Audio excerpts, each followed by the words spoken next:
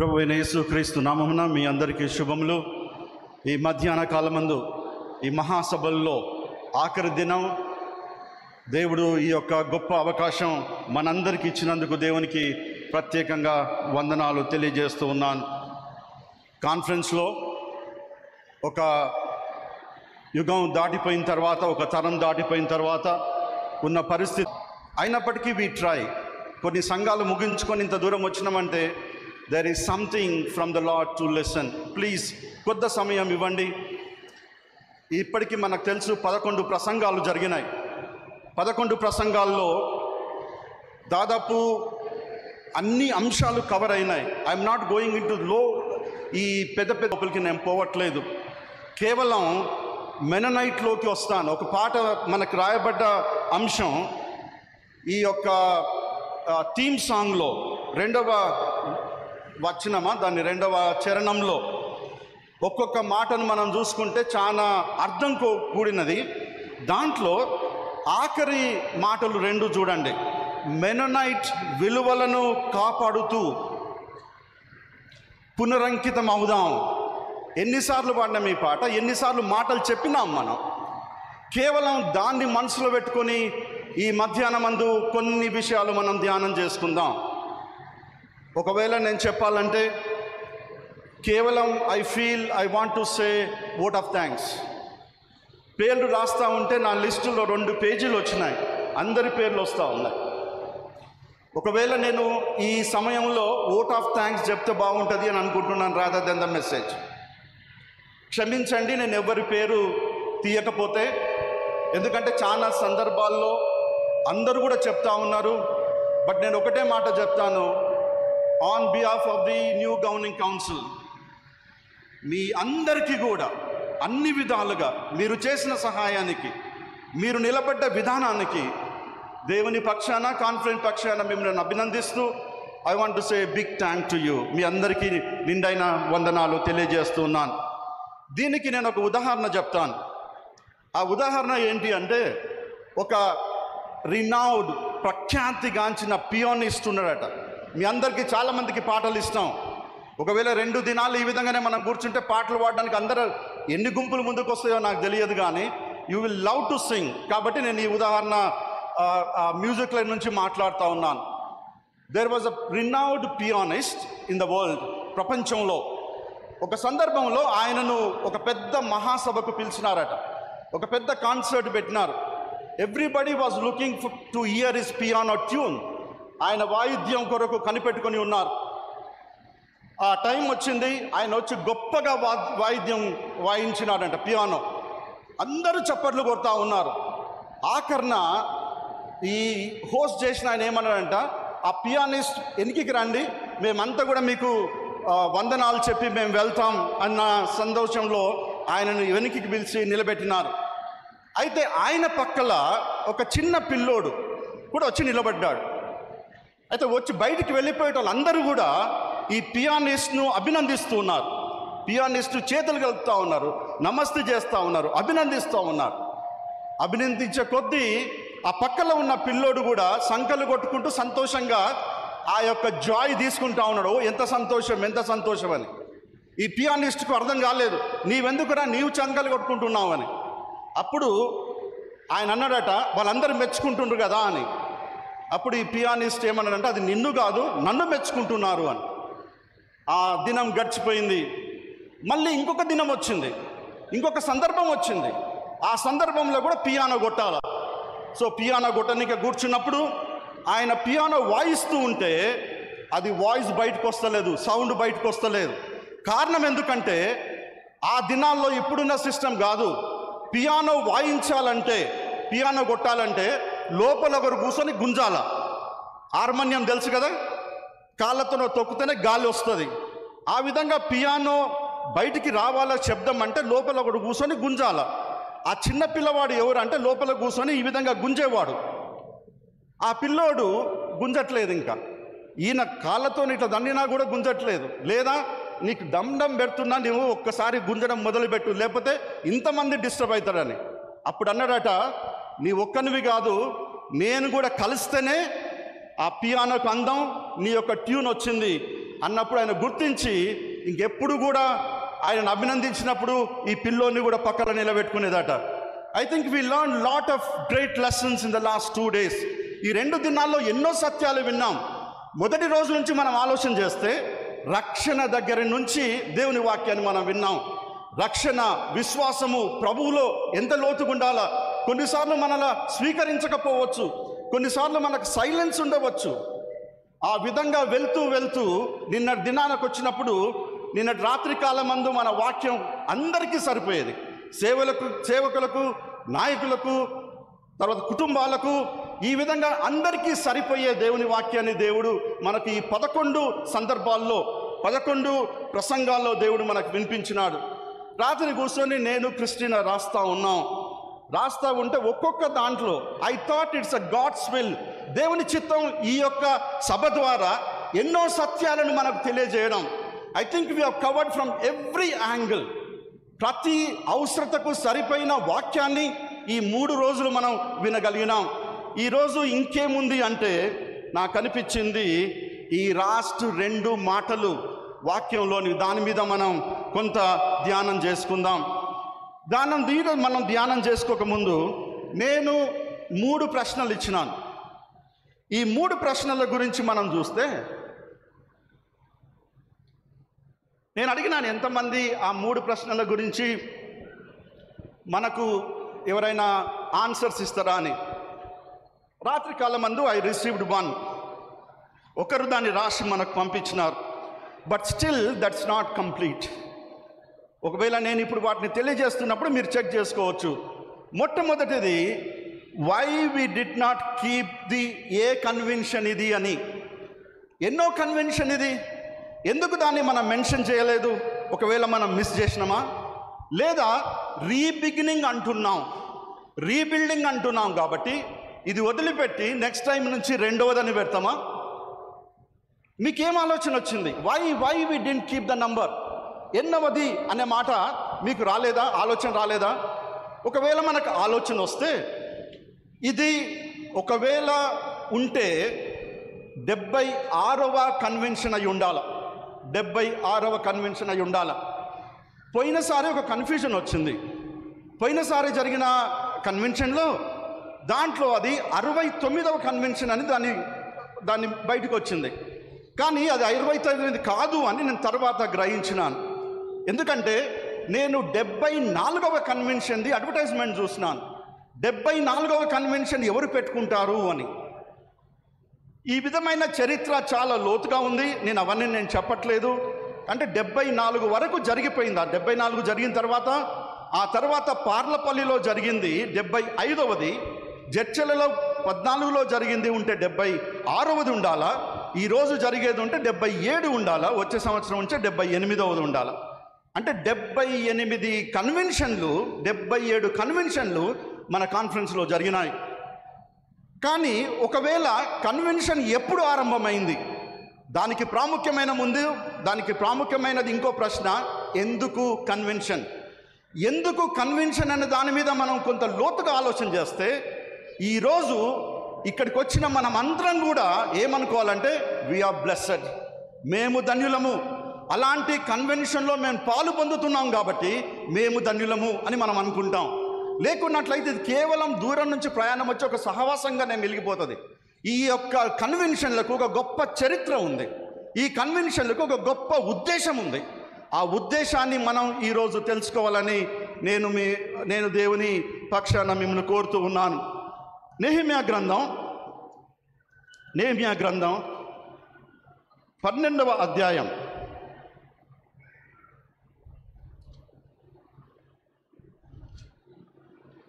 43వ వచనం.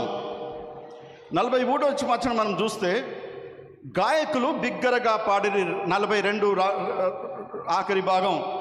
మరియు దేవుడు తనకు మహానందం కలగజేసినందున ఆ దినముననే వారు గొప్ప బలులు అర్పించు సంతోషించిరి, వారి భార్యలను పిల్లలతో కూడా సంతోషించిరి. అందువలన యెరూషలేములో పుట్టిన ఆనంద ధ్వని బహు దూరంగా వినబడెను. ఈరోజు గత 3 రోజుల్లో నేను గమనించినాను, ఒకవేళ నేను చెప్పాలంటే నా కళ్ళలో నుంచి కూడా కొన్ని సందర్భాల్లో నీళ్లు కారినాయి. కారణం పాటలు, క్వైర్ వన్ అని చెప్పాలా. మీరు కేవలం సంతోషపరచడమే కాదు, మమ్మల్ని కూడా ఏడిపించినారు మీ పాటల ద్వారా. They were very meaningful songs. ముఖ్యంగా theme song was such a great, వర్డింగ్స్తో పాటు బయటకు వచ్చింది. కొంతమంది పాటలు చాలా హార్ట్ టచింగ్ సాంగ్స్, మీకు తెలుసు పాటలకు ఉండే పవర్ అలాంటిది. అందుకే నిన్న దినాన స్పీకర్ గారు మాట్లాడుతూ అందరం కూడా సిద్ధపడి రావాలా. చాలా మటుకు ఈ విధంగా జరుగుతూ ఉంటుంది. It's not a criticism, but I have lot of examples వాడే సమయం నాకు ఇది కాదు. ఆకల్లో ఉన్నాం, ప్రాముఖ్యంగా మనకు ప్రభు బల్ల ఉంది, అది ఇంకా ప్రాముఖ్యమైంది. కాబట్టి నేను క్లుప్తంగానే కొన్ని విషయాలు నేను తెలియజేస్తాను. మనం సీరియస్నెస్ను మనం అర్థం చేసుకోలేం. ఒకసారి ఆరంభించినప్పుడు, ప్రభు సన్నిధిలో ఉండినప్పుడు, ఇదే నెహెమ్యా గ్రంథంలో 3-4 సార్లు ఆ మాటలు వస్తాయి. ఇది పరిశుద్ధ దినం, ఇది దేవుడు ఏర్పరచుకున్న దినం, మీది మనం స్థలంలోకి నడిపింపబడ్డ ఈ స్థలం, ఈరోజు ఇక్కడ ఈ మాటలు మనకు ఒక్కొక్కటిగా నెహెమ్యా గ్రంథాన్ని వచనం మనం చదివితే అన్నీ కూడా మనకు సరిపోలాగునా ఉన్నాయి. మన కాన్ఫరెన్స్కి, మనకి ఈ యొక్క పరిశుద్ధ స్థలంలోకి మనం వచ్చినప్పుడు, దేవుని ప్రార్థన చేసి ఆయన యొక్క సన్నిధిని మన సన్నిధిలో ఉండాలని కోరుకున్నప్పుడు ప్రతిది కూడా ఇంపార్టెంటే. అందరం మనం సిద్ధపడి దాంట్లో పాట పాడేవారు కానీ, వాయిద్యాలు కొట్టేవారు కానీ, ప్రార్థించేవారు కానీ, ప్రార్థించడం కూడా చాలా ప్రాముఖ్యమైంది. కొంతమంది సంఘాల్లో పాతకాలం నుంచి వచ్చిన వాళ్ళు ఉన్నారు, మిషనరీతో పాటు వచ్చిన వారు ఉన్నారు. ఒక మిషనరీ వచ్చి కూర్చున్నా ఆయనకు మీరు ముందు చెప్పకుండా మీరు ప్రార్థన ఇస్తే, అది మన మెననైట్ ఐడెంటిటీ, అది మన మెననైట్లకు ఉన్న, మెననైట్ బ్రదర్కి ఉన్న ఆ గొప్పతనం. ఆ మిషనరీలను వచ్చినారు కదా అని ముందుకు పిలిచి ప్రార్థనిస్తే వాళ్ళు పోకుండా ఆగి పాస్టర్ను తర్వాత మందలించిన సందర్భాలు ఉన్నాయి. కారణం ఎందుకో తెలుసా? నేను ప్రార్థన అందరి కొరకు నేను చేయాలంటే నాకు ఒక మాట ముందు చెప్పవా? నేను కూడా ప్రార్థన కొరకు సిద్ధపడి రావాలా. వాక్యం చెప్పడానికి మనకేంటి, అప్పటికప్పుడు పిలవం కదా. వాక్యం చెప్పడానికి ఏం చేస్తాం? ముందు చెప్తాం, సిద్ధపడతాం. ఆ విధంగానే. కాబట్టి ప్రియమైన సంఘం ఇక్కడ కూర్చున్న మనం అందరం కూడా మనం నేర్చుకోవాల్సింది ఏంటంటే, ఆరంభం నుంచి అంతం వరకు జరిగే ప్రతిదీ కూడా చాలా ప్రాముఖ్యమైంది. మీ పాటలు, ప్రార్థనలు, వాక్యాలు, ఈ 3 దినాలు మనలందరినీ ఎంతగానో సంతోషపరిచినాయి. ఈరోజు ఈ సంతోషం అనేది ఇక్కడి నుండి ఈ గద్వాల పట్టణం, ఆ తర్వాత మన కాన్ఫరెన్స్ అంతా కూడా వెళ్ళాలని ఆశపడుతున్నాం. దేవుడు మనందరినీ దీవించాలని కోరుకుంటున్నాం. ప్రియమైన బిడ్డలారా, మరి రెండవ విషయాన్ని నేను ప్రశ్నను మీ ముందు పెడుతున్నాను. Then when did they start this convention? కన్వెన్షన్లు ఎప్పుడు స్టార్ట్ అయినాయి? ఆ విషయాన్ని నేను చెప్తాను. కన్వెన్షన్ అనేది మెననైట్ బ్రదర్ని యొక్క ప్రత్యేకత. మన భారతదేశంలో మెననైట్ బ్రదర్ని వారి యొక్క ప్రత్యేకత. ఈ కన్వెన్షన్లు ఎప్పుడు ఆరంభమైనాయి అంటే, they have taken the decision to have convention in 1914. 1914వ సంవత్సరంలో దీని గురించిన తీర్మానం తీసుకొని మొదటి కన్వెన్షన్ 1916లో జరిగింది, 16లో జరిగింది. ఆ తర్వాత మీకు ఒక క్లూ ఇచ్చినాను. 1958లో వనపర్తిలో జరిగిన convention was the 50th golden Jubilee convention అని. సో దానికి బట్టి మీకు కొంచెం క్లూ వస్తే మీకు ఇది తెలుస్తుంది. అదేంటి? ఆల్రెడీ 1956 and 58 ఈ విధంగా కన్వెన్షన్లు చూస్తే మనకు అప్పటికి 50 జరిగిపోయినాయి. ప్రతి సంవత్సరానికి ఒకసారి కన్వెన్షన్ జరుగుతూ ఉంది. కన్వెన్షన్ ద్వారా ఏం జరిగింది అని మనం ఆలోచన చేస్తే 1924 వాజ్ వెరీ ఇంపార్టెంట్. మన కాన్ఫరెన్స్నే అది చాలా ఒక దిక్సూచి ఇచ్చింది. మనకే కాదు, ప్రపంచంలో కూడా చాలామంది కూడా అలాంటి మిషన్ పెట్టుకోవడానికి, అలాంటి ఆలోచన రావడానికి ఈ కన్వెన్షన్ దోహదపడింది. అది ఏంటంటే, ఆ సంవత్సరం దేవరకొండలో కన్వెన్షన్ అయింది. దేవరకొండలో అయిన కన్వెన్షన్లో ఒక తీర్మానం తీసుకున్నారు. ఆ తీర్మానం ఏంటంటే, ఎంతకాలమని మనం మిషన్ సపోర్ట్ మీద ఉంటాం, మిషనరీ సపోర్ట్ అనేది ఆగిపోతుంది. అప్పటికే మీకు తెలుసు, భారతదేశంలో ఫస్ట్ వరల్డ్ వార్ అయిపోయిన తర్వాత, ఫస్ట్ వరల్డ్ వార్ నుంచి మనకు ఒక మూమెంట్ స్టార్ట్ అయింది. జాతీయ, దానికి ఏమంటాం, నేషనల్ ఇండిపెండెన్స్. తర్వాత తెల్లోళ్ళ రాజ్యం, తెల్లోళ్ళు వెళ్ళిపోవాలని, దానికి దే వర్ వెరీ కాన్షియస్, ఏమవుతుందో తెలియదు. సో 1924లో వాళ్ళు తీసుకున్న తీర్మానం ఏంటంటే, ఎవరైతే కేవలం జాతీయ సేవ కొరకు, జాతీయ ఏమంటాం మనం, హోమ్ మిషన్, మన స్వయం పోషణ సంఘాలు ఏర్పడాలా అనే స్వయం పోషణ mission, that's called home mission, ఆ మిషన్ కొరకు తీర్మానం చేస్తున్నారు. ఆ తీర్మానం తర్వాత అక్కడి నుంచే బయలుదేరి Jensen, who is a missionary of Wanaparthy, Berchtold pioneering missionary to Nagar Kurnool, మూడవ మిషనరీ పంకట్స్, ద మిషనరీ ఆఫ్ యూగుస్టాన్, ముగ్గురి సమక్షంలో కల్వకుర్తికి వచ్చి ఇప్పుడున్న ఆక్తోటపల్లి పక్కల ఆవురుపల్లిలో హోమ్ మిషన్ స్టార్ట్ చేసినారు. ఆ హోమ్ మిషన్ స్టార్ట్ చేయడానికి వాళ్ళ తీర్మానం ఏంటంటే, ఈ convention will support the home mission. బాగా వినండి, the convention will support the home machine.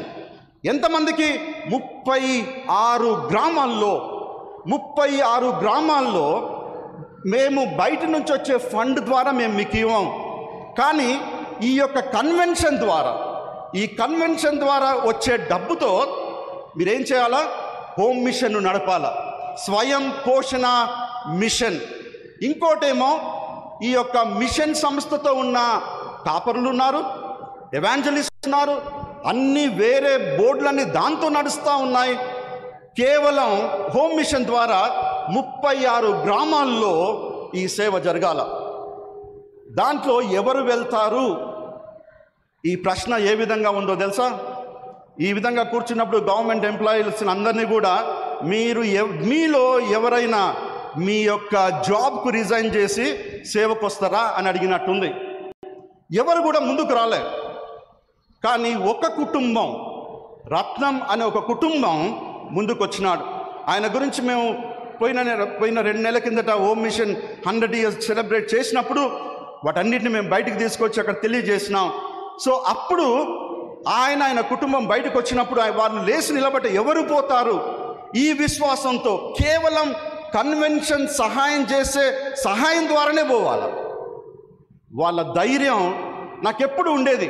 ఆయన ఒక ఫోటోనన్నా నేను చూడాలనేది, ఆయన ఎంత పెద్ద గుండెనో అని. ఆయన ఒక ఉదాహరణ నేను చెప్తే, కొన్ని సంవత్సరాలకు, ఒక 20 ఏళ్ళు పనిచేసిన తర్వాత ఆయన ఒక లెటర్ రాస్తాడు. అది ఒక రిపోర్ట్లో ఉంది. ఆ రిపోర్ట్ ఏంటో తెలుసా? ఆ మధ్యనే తన భార్య చనిపోయింది.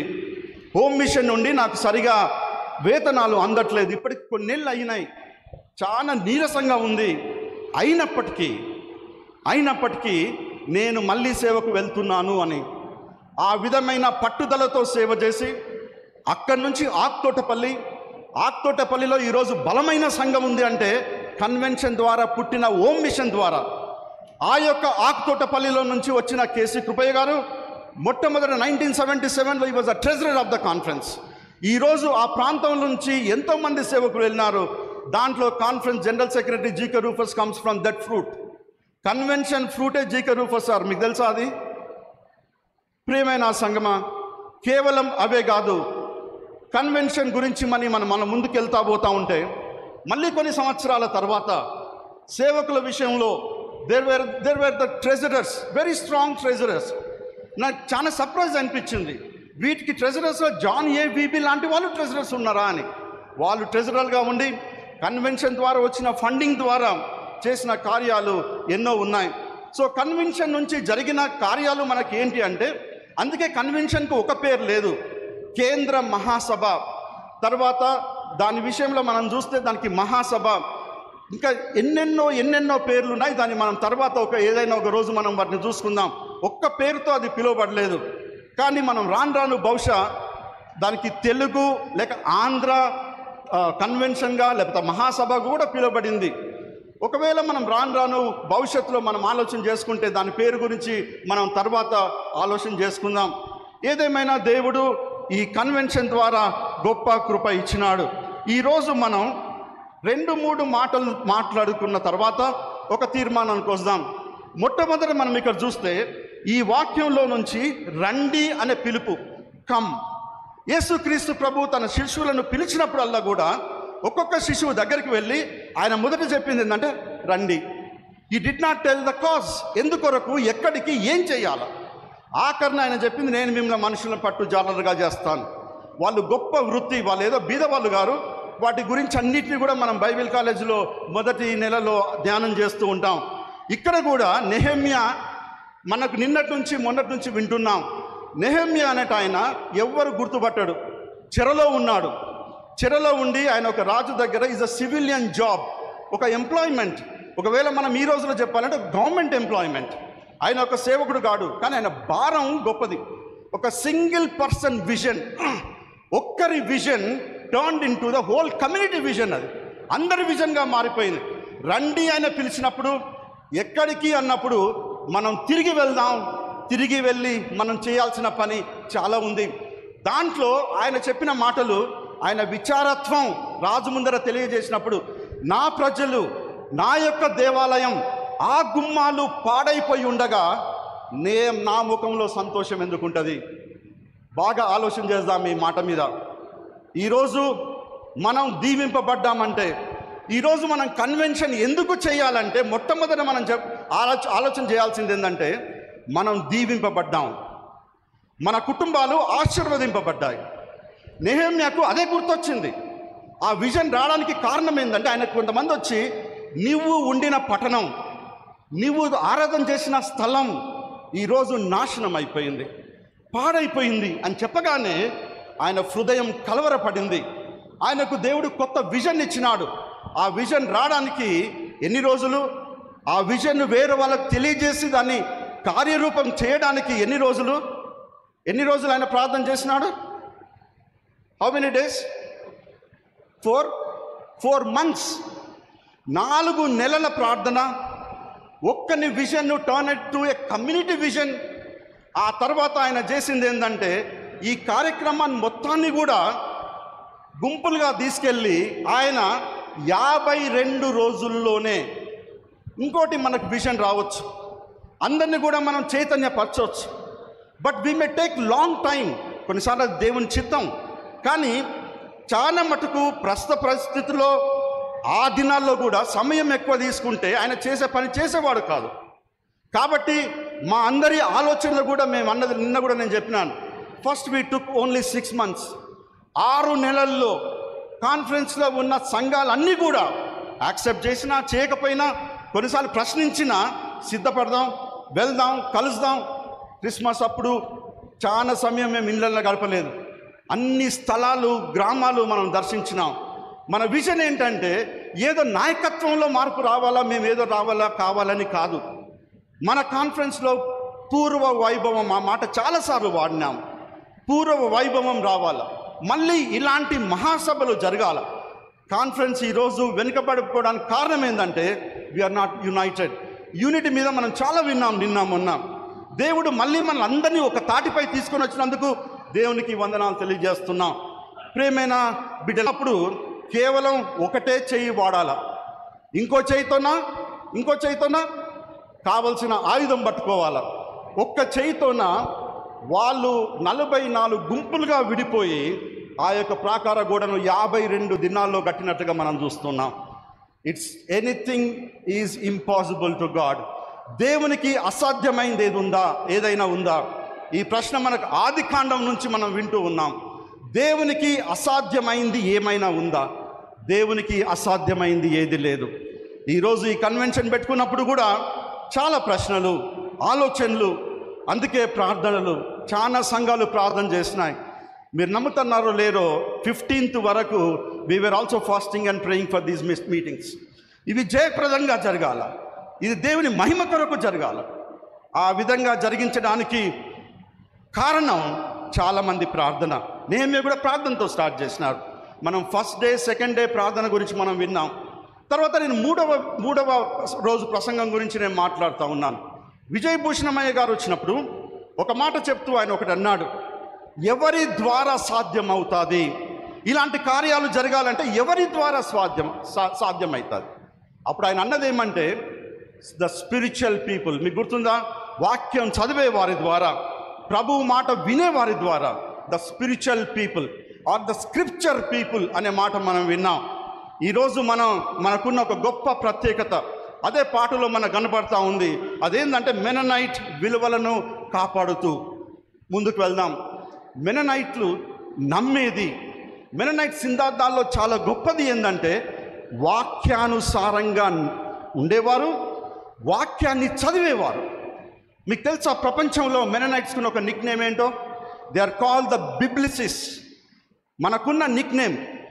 నిన్న దినాన జెరెమియా గారు మాట్లాడుతూ క్రైస్తవుడు అనే దాని మీద ఆయన తన సందేశాన్ని తీసుకువెళ్ళినాడు. Who is a Christian? మొదటిగా క్రిస్టియన్లు అన్నబడ్డవారు ఎవరు?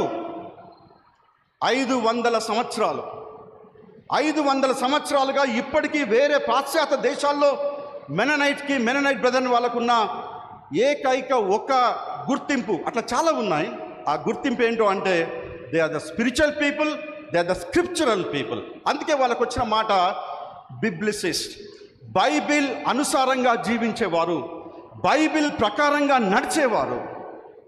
రష్యా దేశంలో మెననైట్లు ఉన్నప్పుడట, ఆ రష్యా దేశంలో ఎవరైనా మెననైట్ వాళ్ళది గౌన్ చూస్తే, వాళ్ళు వేసుకునే గౌన్ షర్ట్ చూస్తే, ఆ గౌను చూస్తే అనేది అంటే ఇది మెననైట్ వాళ్ళది అని. ఎట్లా గుర్తుపడతారు మెననైట్ వాళ్ళ గౌను? ఒకవేళ ఆడవాళ్ళ బట్టలు మగవాళ్ళ బట్టలు అంటే గుర్తుపడతాం కదా, అది బ్లౌజో లేకపోతే అది శారీయో ఉంటుంది. కానీ మెననైట్ల డ్రెస్ గుర్తుపడుతున్నారు అని అంటే కారణం ఏంటంటే తెలుసా? మెననైట్లకి పెద్ద జేబు ఉంటుందట. ఆ పెద్ద జేబు ఎందుకు? బైబిల్ను మధ్యలో పెట్టుకోవడానికి, బైబిల్ను దాంట్లో పెట్టుకోవడానికి. ఆ పెద్ద బైబిల్ లేకుండా జీవించరు. అందుకే మన అలవాటు. నిన్న కూడా దైవజనుడు ఈ టైంలో అడిగినారు, ఎంతమంది ఇక్కడ వాక్యం చదివి వచ్చినారు? కోర్స్ ఆయన చేయి లేపమని అడగలేదు, మీరు లేపలేదు. నేను అక్కడ కూర్చొని నేను ప్రార్థన చేస్తున్నాను. ఒకవేళ లేపండి అంటే ఎంతమంది లేపుతారో లేదో అని. We're becoming so automatic in the world. లేవగానే మనం చూసుకునేది మన సెల్ ఫోన్. పరిస్థితుల్లో మనకున్న ఛాలెంజ్ మెననైట్గా మనం జీవించాలంటే వాక్యాన్ని బాగా చదవాలి, వాక్యానుసారంగా జీవించాలి. వాక్యాన్ని చదివి వాక్యానుసారంగా జీవించే వారికి అందరికీ కూడా ఈ లోక సమస్యలు ఏవి కూడా సమస్యలు కావు. మన కాన్ఫరెన్స్లో ఉన్న ఏ సమస్య కూడా సమస్య కాదు. ప్రతి సమస్యను నిన్న కూడా మనం విన్నాం, మళ్ళీ జ్ఞాపకం చేస్తున్నాను. దేవుడు అట్టి వారికి కంచె వేసి కాపాడుతాడని విన్నామా? అది రావాలంటే మనం వాక్యాన్ని బాగా చదవాలి. ద మెననైట్లకున్న ఈ సిద్ధాంతం ఇదే సిద్ధాంతం కాదు. మెననైట్లు ప్రపంచానికి ఎన్నో సిద్ధాంతాలు, అందుకే వారి యొక్క మనం ప్రత్యేకతలను వాటి కన్విక్షన్స్ అంటాం. ఈరోజు మెననైట్లు నమ్మిన వాటిని 500 సంవత్సరాలుగా ప్రపంచంలో ఉన్న ఎన్నో డినామినేషన్స్ వాటిని ఆధారం చేసుకుని జీవిస్తూ ఉన్నాయి. కానీ మనమేంటో తెలియదు. ఒక చిన్న బాధాకరమైన సంఘటన ఏంటంటే, నా ముందర కూడా చాలాసార్లు జరిగింది. మన ఊర్లలో, మన కాన్ఫరెన్స్లో, మన యొక్క కన్వెన్షన్స్ కానీ ఏదైనా మీటింగ్స్ కానీ పెట్టుకున్నప్పుడు they always say who are the speakers in Mennonite church. MB చర్చిలో స్పీకర్లు ఎవరు ఉన్నారు అని.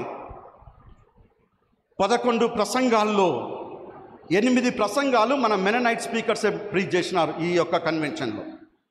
8 మంది మన మెననైట్లు, ఒక 3 ప్రసంగాలు మాత్రం మనం బయట నుంచి పెట్టుకున్నాం. అది పాతకాలం నుంచి వచ్చిన ట్రెడిషన్.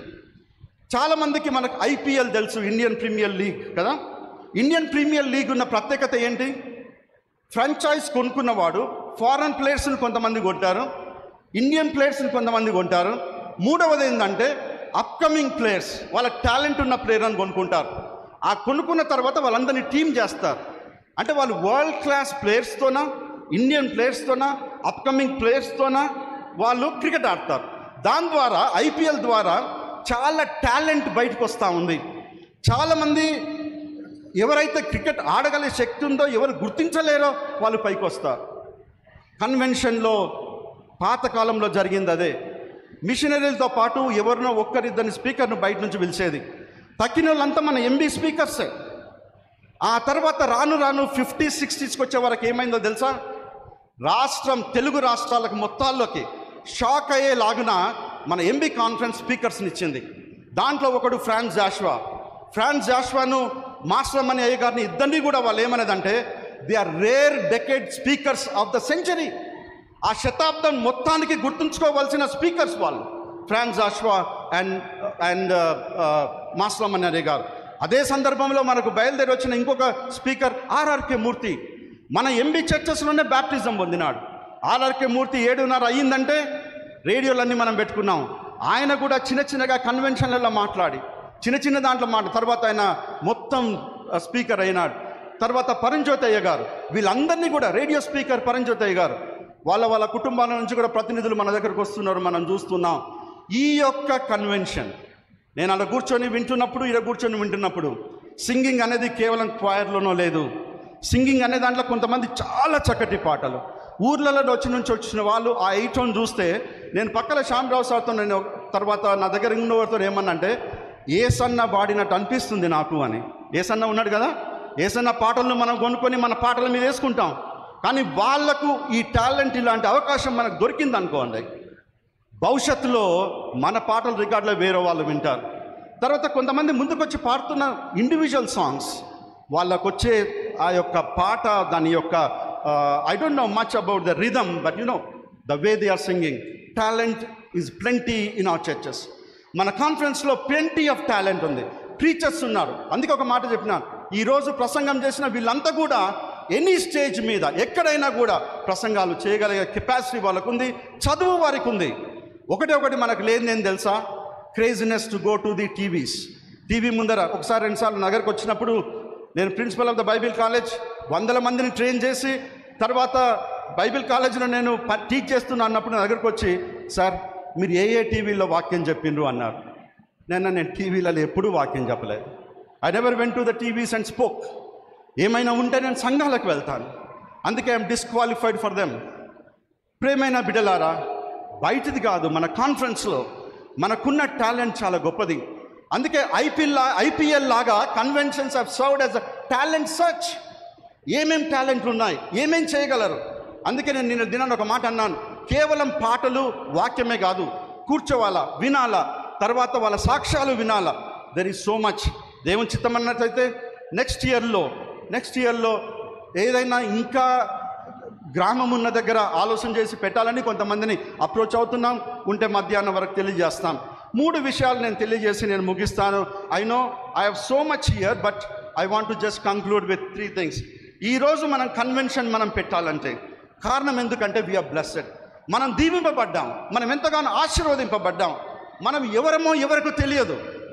అందుకే పౌలు అంటాడు రోమీలకు రాసిన పత్రిక 5వ అధ్యాయంలో 6వ వచనం 8వ వచనంలో, నేను ఇంకనూ పాపంలో ఉండగా, మనం ఇంకా పాపంలో ఉండగా, మనకు పాపం అంటే కూడా తెలియకుండా దీనస్థితిలో ఉండగా దేవుడు తన మిషనరీని పంపించి మనం రక్షించినారు. అందుకే మన పాటల్లో మనం చాలా వింటున్నాం, మనం కృతజ్ఞత పూర్వకంగా పాడుతూ ఉన్నాం, మాట్లాడుతూ ఉన్నాం.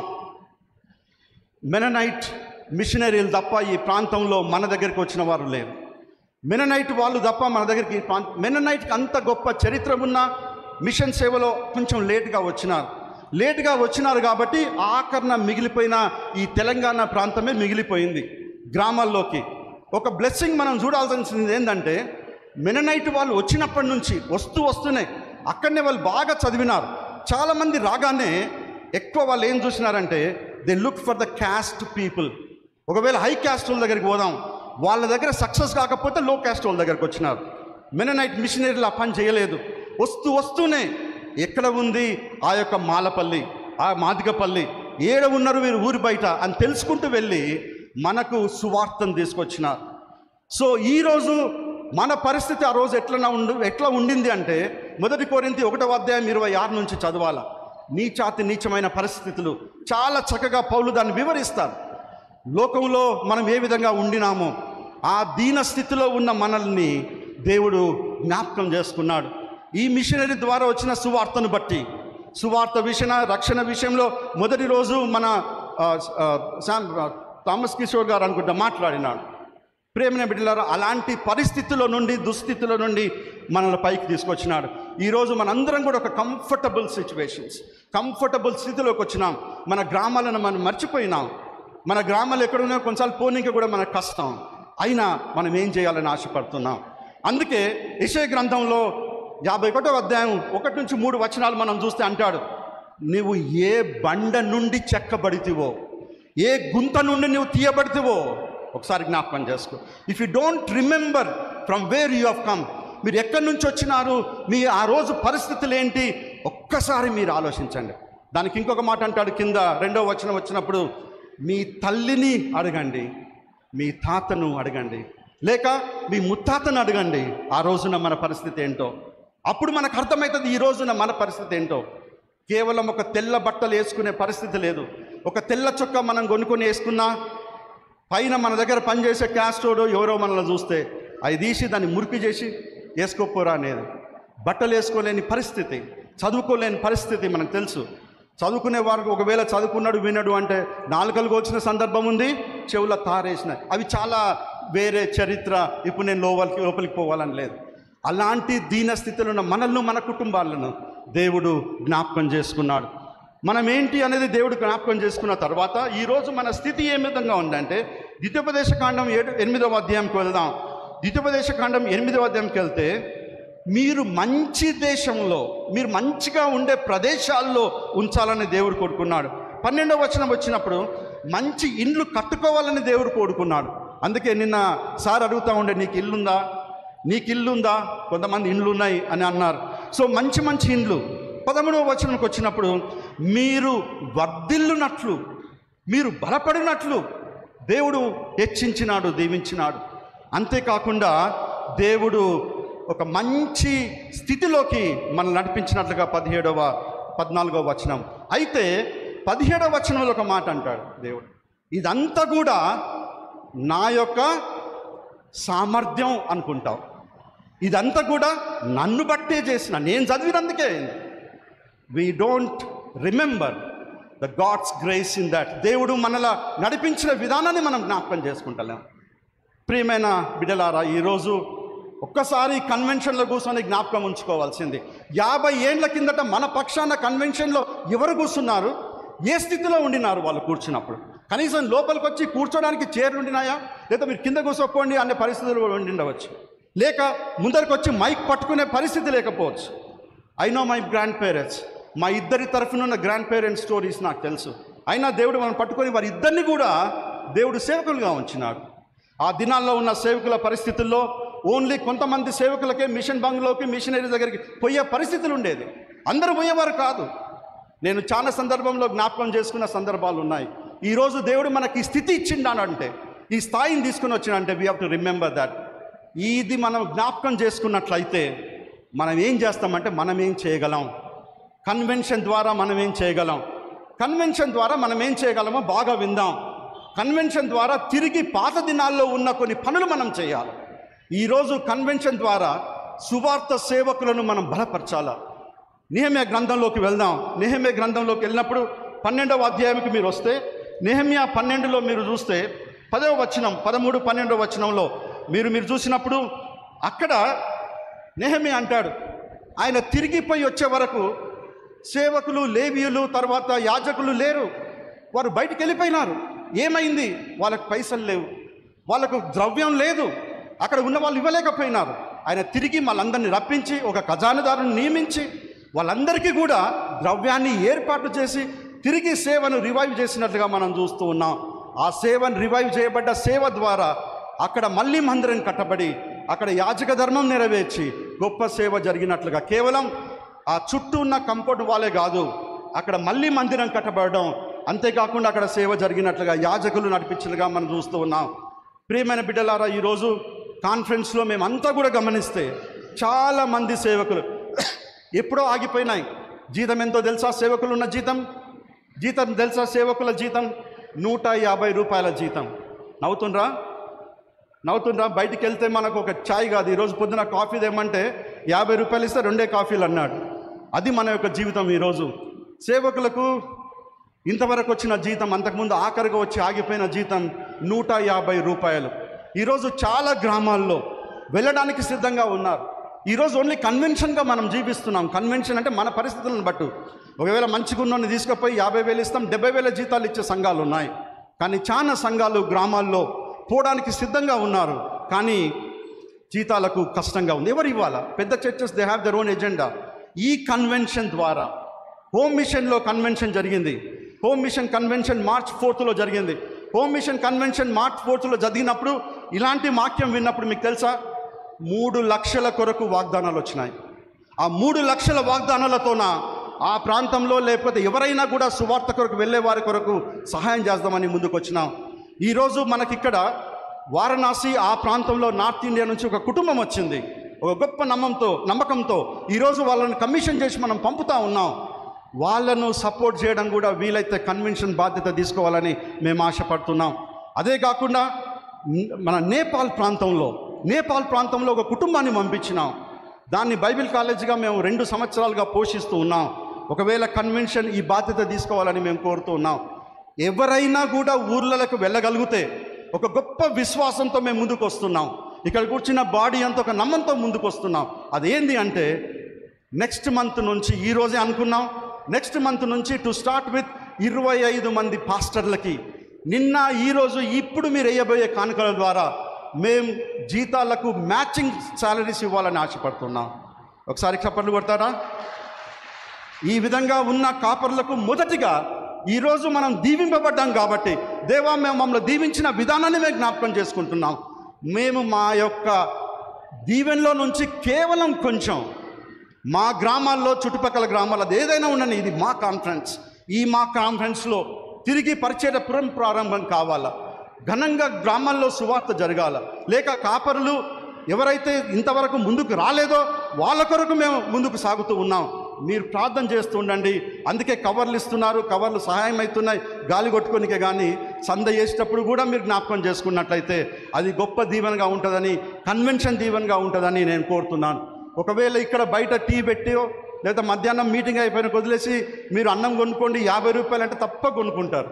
కానీ కన్వెన్షన్కి ఎంతోమంది ధారాళంగా ఇచ్చినారు. ప్రతిరోజు మనం ఒక పూట నాన్ వెజ్ తింటున్నామంటే అది చాలామంది ప్రేమించి ఇచ్చినారు. కేవలం ఈరోజు మీరు ఇచ్చే ఈ యొక్క కానుక ఈ రోజుకే కాదు. ఇఫ్ యు రిమెంబర్, ఈ సంవత్సరం అంతా 12 నెలలు 11 నెలలు మీరు గుర్తుంచుకున్నట్లయితే మీరు కన్వెన్షన్ ట్రెజరర్ మన మధ్యలో ఉన్నారు. అయ్యగారు గొప్ప అనుభవజ్ఞుడు. తర్వాత బోర్డ్ ఆఫ్ ఎవాంజలిజం ట్రెజరర్ మన మధ్యలో ఉన్నాడు. మన టైటస్ రాజేందర్ ట్రెజరర్ ఉన్నారు. ఈ 3 ట్రెజరర్ల గొప్ప బాధ్యత ఈ రోజుతో అయిపోదు. మా బాధ్యత ఈ రోజుతో ఆరంభమైతా ఉందని మీకు తెలియజేస్తున్నాను. ఈ ఆరంభం అనేది ఏంటంటే మొట్టమొదట మేము చూస్తున్నది సువార్త సేవ. ఈ సేవ కొరకు, సేవకుల కొరకు ఒక 1 వీక్ లోపల we're trying to give 25 people, around 25 people a first matching salary. We are not calling salary, but a matching salary to them. దాని ద్వారా ఆరంభించి ముందుకు పోవాలనేది మా ఆశ. ఆఖరి ఒక మాట నేను చెప్పి నేను ముగిస్తాను. ఆఖరిన కన్వెన్షన్ ద్వారా ఉండే గొప్ప దీవెన ఏంటో తెలుసా? కొత్త నిబంధన నుంచి మనం ఆలోచన చేస్తే church is only one. Church is one, but it is a local, it is also the universal. Church is local and universal. ఇక్కడికి వచ్చినప్పుడు లోకల్ చర్చ్గా మనం జరిసేది ఏంటంటే ప్రతి నెల ఒకసారి లేక 2 సార్లు ప్రభు బలలో మనం పాలు పొందుతాం. అది to identify ourselves with the church. మనం సంఘంతో ఉన్నట్లుగా ఆ యొక్క ఐడెంటిటీ కొరకు, ఆ యొక్క గుర్తింపు కొరకు కన్వెన్షన్లో ఉన్న గొప్ప దీవెన ఏంటో తెలుసా? మెననైట్ బ్రదర్ అండ్ చర్చ్గా ఒక్కసారిగా అందరం ఒక్క రొట్టె ఒక యొక్క బల్లలో పాలు పొందుతాం. That is the blessing. That shows that we're all one in the Christ as a Mennonite Brethren. ఒక తెలుగు మెననైట్ బ్రదరన్గా ఇప్పుడు మనం తీసుకుపోయే ఈ కమ్యూనియన్ అనేది చాలా ప్రాముఖ్యమైంది. ఫస్ట్ రోజు రాగానే ఎక్కడ ఉన్నా కూడా మన ఊర్లోకి వెళ్ళి మన సొంత సంఘంలోకి వచ్చి మనం ప్రభు బలలో ఎట్లా పాలు పొందుతామో, చాలా చర్చెస్లో మనం చూస్తే ఓన్లీ మొదటి వారం ఫుల్ ఉంటుంది కదా, మళ్ళీ 3rd వీక్ 4th వీక్ వచ్చే వరకు చాలా తగ్గిపోతుంది. అందుకే అది చూసి కొన్ని చర్చెస్లో మళ్ళీ ఇంట్రడ్యూస్ ఏం చేసినారు, 4th వీక్ కూడా పెడుతున్నారు కమ్యూనియన్, కొంతమంది రానింకే. ఇవన్నీ కూడా మనుషులు రానింకే. బట్ మన సిద్ధాంత ప్రకారంగా నెలలో ఒకసారి చేస్తాం. కన్వెన్షన్గా మళ్ళీ మనం ఒక్కసారి కాన్ఫరెన్స్ అంతటి కొరకు చేస్తాం. ఆ విధంగా ప్రభు బలలో పాల్పొందడం అనేది గొప్ప భాగ్యం. దానితో హోల్ కాన్ఫరెన్స్గా ప్రేమైన బిడ్డలారా ఇది ఆలోచన చేయండి. ఏదో మనం ఉట్టికి వచ్చి పోవట్లేదు. మన దేవుడు మనల్ని దీవించిన విధానాన్ని జ్ఞాపకం చేసుకొని, ఈ కాన్ఫరెన్స్ను దీవించిన విధానాన్ని జ్ఞాపకం చేసుకొని, కృతజ్ఞతగా మనకిచ్చిన రక్షణ, మన కుటుంబానికి ఇచ్చిన రక్షణ దీవెను జ్ఞాపకం చేసుకొని ప్రభు బలలో మనం పాలు పొందుతున్నాం. ప్రభు బలలో పాలు పొందిన ప్రతి ఒక్కడు కూడా వెళ్ళేటప్పుడు ఎట్లా వెళ్తాడంట? పాటలు పాడుతూ ఉత్సాహంగా సంతోషంగా వెళ్తాడు. ఈ సంతోషం, ఈ ఉత్సాహం మన దీవెనలతో పాటు 1 సంవత్సరం మనతో ఉండాలని, 1 సంవత్సరం అంతా మళ్ళీ ఎందుకంటే మళ్ళీ మధ్యలో రాదు, మళ్ళీ ఓన్లీ నెక్స్ట్ ఇయరే మన కమ్యూనియన్ ఉంటుంది. అంతవరకు దేవుడు మనల్ని దీవించి భద్రపరిచి కుటుంబాలుగా ఇంకా ఆశీర్వదించి ఒక మెననైట్ విలువలను కాపాడే బిడ్డలుగా, ఒక మెననైట్ సంస్థకున్న గొప్పతనాన్ని ఈ ప్రాంతం అంతా కూడా కొన్ని పుస్తకాలు రాసేటప్పుడు ఒకటి రాసేది, Mennonites in Mahabubnagar district, united Mahabubnagar district. మీరు చూడండి, ఈ మెననైట్ మిషనరీలు కాలు పెట్టిన ప్రతి స్థలంలో ఈరోజు మనం డిస్టిక్ హెడ్ క్వార్టర్గా అనుభవిస్తున్నాం. అవునా కాదా? గద్వాల్ డిస్టికా, గద్వాల్ డిస్టిక్, నాగర్ కర్నూలు డిస్టికా, వనపర్తి డిస్టికా, ఇట్లా మన మిషన్ కంపౌండ్లు అన్నీ చూడండి. మిషనరీస్ కాలు పెట్టిన ప్రతి స్థలాన్ని దేవుడు దీవించినాడు. ఒకవేళ ఇదే గద్వాల్లో మిషన్ కాంపౌండ్ల ఏరియాలో ఏళ్ళలో మనకు చిన్న ల్యాండ్ ఉందంటే ఇప్పుడు కోట్ల విలువ అవుతా ఉంది. మనం దీవింపబడ్డాం కాబట్టి ఇతరులు కూడా దీవింపబడాలంటే ఈ కన్వెన్షన్ జ్ఞాపకం చేసుకోనండి. మీరందరూ కూడా సిద్ధపడండి. కానుకలప్పుడు కేవలం ఈ రోజే కాదు, ఒకవేళ మర్చిపోయినట్లయితే ఈ ముగ్గురి బిడ్డలను జ్ఞాపకం చేసుకొని సంవత్సరం అంతా సపోర్ట్ చేస్తూ ఉండండి. దాని ద్వారా సేవకులు, కేవలం సేవకులు, ఇంకేమైనా ఉంటే వేరే మినిస్ట్రీస్ కొరకు ఆలోచన చేస్తాం. ఈ మధ్యాహ్నం మందు దేవుడు మనకిచ్చిన ఈ అమూల్యమైన సమయాన్ని బట్టి దేవునికి వందనాలు చెల్లిస్తున్నాం. Thank you.